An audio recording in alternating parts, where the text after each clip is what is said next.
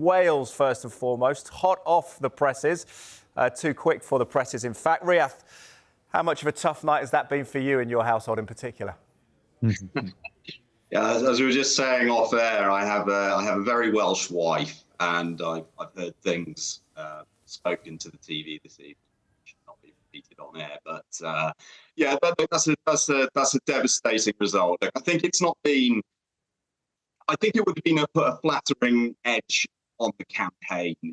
There's been a bit of a discussion, would this have been a backdoor entry into the Euros? They finished third in the group. They took 1 point out of 2 games with Armenia, and it's really the Nations League position that got them into this playoff. But all of that notwithstanding, it was an incredibly dramatic evening. Been watching most of it, flicking between that and the England game, and obviously it was Wales' first ever penalty shootout. It's on their way. You've got to feel for Dan James, and also for someone like Ben Davies, who I think has really established himself as a fantastic leader in that side. So no, it's undoubtedly heartbreaking, and also quite disrespectful to hear some of the language.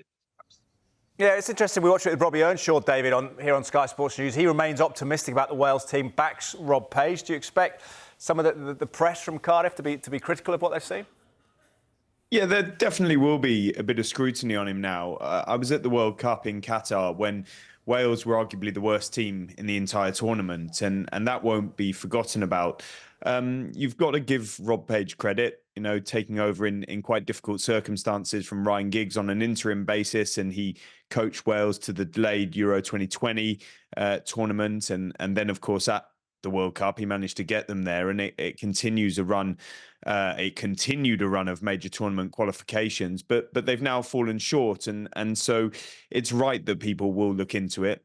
Riath talks about the disappointing qualification campaign, which is especially painful when you look at some of the talent on display there, and some really good young players coming through. Brennan Johnson leading the line, and you've got Jordan James, Birmingham City youngster, who's been a real find. I'm not saying they should have delivered against a very experienced Poland side led by Robert Lewandowski, but they will be immensely disappointed. They got the luck of the home draw tonight, and they didn't manage to deliver on a home ground that has proved a happy hunting ground for them in recent times. Goals scored and no defeats in a long time, but it wasn't to be tonight. And I guess in any situation like this, when you've become slightly accustomed to making major tournaments, it will be picked over, and there will be some questions for Page to answer.